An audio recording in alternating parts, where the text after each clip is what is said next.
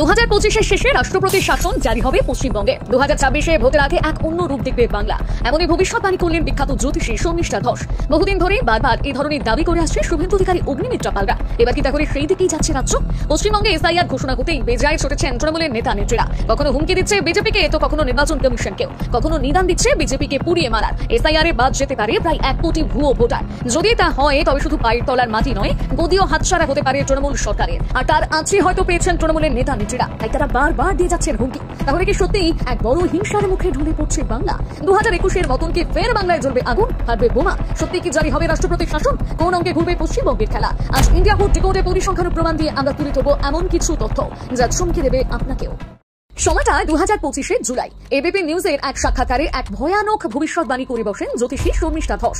এর আগেও তার বহু ভবিষ্যৎবাণী বারবার সত্য প্রমাণিত হয়েছে। তিনি বলেন 2026 সালে ইলেকশন জিততে পারবে না মমতা বন্দ্যোপাধ্যায়। अभी आते ममता बनर्जी की, तो मुझे नहीं लगता है कि ममता बनर्जी 2026 के इलेक्शन जीत पाएंगे। এমনকি চলতি বছরের শেষেই বঙ্গে জারি হতে পারে রাষ্ট্রপতির শাসন। সারা দেশের মধ্যে পশ্চিমবঙ্গে চলবে সবচেয়ে বেশি অরাজকতা, খারাপ সময় চলবে মমতা বন্দ্যোপাধ্যায়। তবে ভবিষ্যৎবাণী বাদ দিয়ে কিছু ফ্যাক্ট তুলে ধরা যাক। সালটা 2024। সন্দেশখালীর ঘটনায় National Commission for Scheduled Caste অর্থাৎ এনসিএসসির প্রধান অরুণ হালদার দেশের রাষ্ট্রপতি দ্রৌপদী মুর্মুকে একটি রিপোর্টে জানায় যত তাড়াতাড়ি সম্ভব রাজ্যে রাষ্ট্রপতির শাসন জারি করা উচিত। এমনকি জাতীয় মহিলা কমিশনও এই মর্মে রাষ্ট্রপতি দ্রৌপদী মুর্মুকে রিপোর্ট দিয়ে এনসিএসসির আবেদনে সমর্থন জানায়। অন্যদিকে বিরোধী দলনেতা শুভেন্দু অধিকারী থেকে দিলীপ ঘোষ, অগ্নিমিত্রা পাল, এমনকি বর্ষিয়ান অভিনেতা মিঠুন চক্রবর্তীও এখনো পর্যন্ত রাজ্যে একাধিকবার দাবি করেছেন রাষ্ট্রপতির শাসনের। এমনকি চলতি বছরে ওয়াকফ আইন সংশোধন নিয়ে রাজ্যে যে হিংসা দেখা গিয়েছে তাতে সবথেকে বেশি ক্ষতিগ্রস্ত হয়েছে মুর্শিদাবাদের স্থানীয়রা, এবং তারাও এই ঘটনার পর রাজ্যে রাষ্ট্রপতির শাসনের দাবি তোলেন। অর্থাৎ ভাবুন তো, কোন রাজ্যে বিরোধী দল যে শাসক দলের বিরোধিতা করবে এটাই তো কাম্য, কিন্তু রাজ্যের সাধারণ মানুষ থেকে শুরু করে নিরপেক্ষ সংস্থা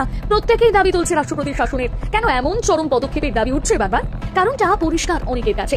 বাংলায় পঞ্চায়েত ভোট হোক কিংবা বিধানসভা ভোট কিংবা লোকসভা ভোট, সব ক্ষেত্রেই যে পরিমাণ হিংসা, গুলি বোমা চলে তা কারোরই আর অজানা নেই। 2021 সালের ভোটের পর বাংলায় বাড়ি ছাড়া হয়েছিল প্রায় 15,000 মানুষ।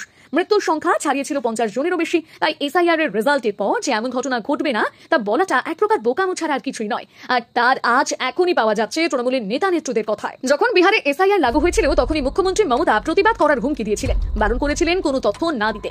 আর বাংলায় এসআইআর ঘোষণা হতেই মুখ্য নির্বাচন কমিশনার জ্ঞানেশ কুমারের উদ্দেশ্যে ভাইপো অভিষেক বন্দ্যোপাধ্যায় বলেন। অন্যদিকে সাধারণ মানুষকে আদেশ দেন, যারা বিজেপি নেতারা যদি এখানে ঢোকেন ঘিরে করবেন, এদেরকে বলবে বাবা ঠাকুরদার সার্টিফিকেট নিয়ে তারপর প্রচার করতে আসবে। বাবা ঠাকুরদার সার্টিফিকেট নিয়ে তারপর প্রচার করতে আসবে।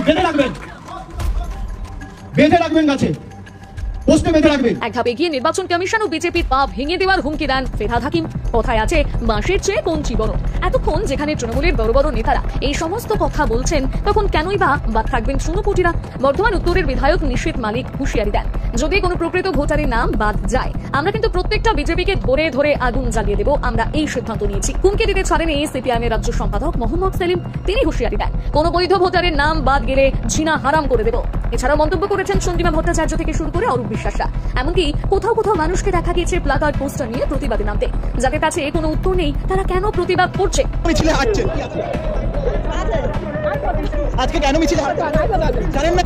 কিন্তু প্রশ্ন হলো, তৃণমূল কেন এত ভয় পাচ্ছে এসআইআর নিয়ে? এর পেছনে রয়েছে একটি সহজ অঙ্ক। এবারে সেটাই তুলে ধরবো আপনাদের কাছে। হিসেব বলছে 2025 সালের ইলেকটোরাল রোলে নাম রয়েছে প্রায় 7,60,00,000 ভোটারের, যার মধ্যে 2002 সালের ভোটার তালিকার সাথে ম্যাচ করেছে মাত্র 3,96,00,000 ভোটার। অর্থাৎ গত 23 বছরে বেড়েছে 3,64,00,000 ভোটার, যা 2002 সালের তুলনায় প্রায় 91% অর্থাৎ দ্বিগুণের সমান। কিছু কিছু জেলা যেমন কলকাতা, মেদিনীপুর, মালদা, আলিপুরদুয়ারে আগের থেকে ভোটারের সংখ্যা বেড়েছে অনেক বেশি। অতিরিক্ত এই সমস্ত ভোটার যদি রাতারাতি বাতিল হয়ে যায়, পায়ের তলার মাটি সরে যাবে না তো তৃণমূলের? উদ্বেগ আরো বাড়বে যখন আপনি জানবেন আরো একটি পরিসংখ্যান। নীতি আয়োগের রিপোর্ট বলছে আমাদের রাজ্যে জনসংখ্যা বৃদ্ধির হার বার্ষিক 0.5%। 2001 সালে আমাদের রাজ্যের জনসংখ্যা ছিল প্রায় 8.02 কোটি। আর সেন্সাস অফ ইন্ডিয়া জানাচ্ছে 2025 সালে পশ্চিমবঙ্গের জনসংখ্যা 9.98 কোটি। অর্থাৎ জনসংখ্যা বেড়েছে মাত্র 2 কোটি, কিন্তু ভোটার সংখ্যা বেড়েছে 3.5 কোটিরও বেশি। এই সহজ অঙ্কের ব্যাখ্যা একজন বাচ্চা ছেলেও দিতে পারবে, তাই না? জানলে অবাক হবেন, 2002 সালে যে এসআইআর হয়েছিল তাতে প্রথম খসড়া তালিকায় বাদ গিয়েছিল প্রায় 69 লক্ষ ভোটারের নাম। আর সেই সময় এসআইআর এর পূর্ণ সমর্থন করেছিলেন মমতা বন্দ্যোপাধ্যায় এবং দাবি তুলেছিলেন বামফ্রন্ট সরকার ভেঙে দিয়ে নতুন নির্বাচন করা হোক। যুক্তি ছিল তৃণমূল জোটের থেকে বামফ্রন্ট সরকার এগিয়ে মাত্র 36 লক্ষ ভোটে, সুতরাং 69 লক্ষ ভোটার বাদ পড়লে নির্বাচনকে অবৈধ ঘোষণা করা উচিত। শেষ পর্যন্ত ওই সময় 24 লক্ষ ভোটারকে চূড়ান্ত তালিকায় বাদ দেওয়া হয়। তাহলে এখন এসআইআর এর বিরোধিতা করার মতন বিচারিতা কেন করছে তৃণমূল? এবার আপনাদেরকে জানাবো কেন তৃণমূল এত ভয় পাচ্ছে এসআইআর কে। 2011 থেকে পশ্চিমবঙ্গে টানা রাজত্ব করে আসছে তৃণমূল। 2021 সালের বিধানসভা ভোটে 215টি সিট পেয়ে জয়লাভ করে তৃণমূল, আর বিজেপি পায় 77টি আসন। কিন্তু সংখ্যার দিক থেকে তৃণমূল পায় প্রায় 2,89 লক্ষ ভোট, আর বিজেপি পায় প্রায় 2,29 লক্ষ ভোট, অর্থাৎ ফারাক ছিল মাত্র 7.5 লক্ষ ভোটে। অন্যদিকে ইসিআই জানাচ্ছে 2021 সালের নির্বাচনে মোট 294টি আসনের মধ্যে প্রায় 70টি আসনে তৃণমূল জিতেছে 5% ভোট ব্যবধানের কমে। এবারে যদি আমরা ধরে নিই যে বিহারের মতন পশ্চিমবঙ্গেও প্রায় 70 লক্ষ নাম বাদ যাবে, তাহলে কিন্তু ভোটার তালিকা থেকে মুছে যাবে প্রায় 10% ভোট, যার ফলে ভোটের অঙ্কে দেখা যাবে এক বড় পরিবর্তন। ফলে বদলে যেতে পারে পশ্চিমবঙ্গের খেলা। এসআইআর শুরু হতেই এক এক করে চারিদিকে ধরা পড়ছে বহু অনুপ্রবেশকারীদের নাম। বিহারে এসআইআর লাগু হওয়ার পর থেকে ভয় পেয়ে ভোটার তালিকায় নাম তোলার জন্য আবেদন করেন পশ্চিমবঙ্গের সীমান্তবর্তী এলাকার বহু মানুষজন।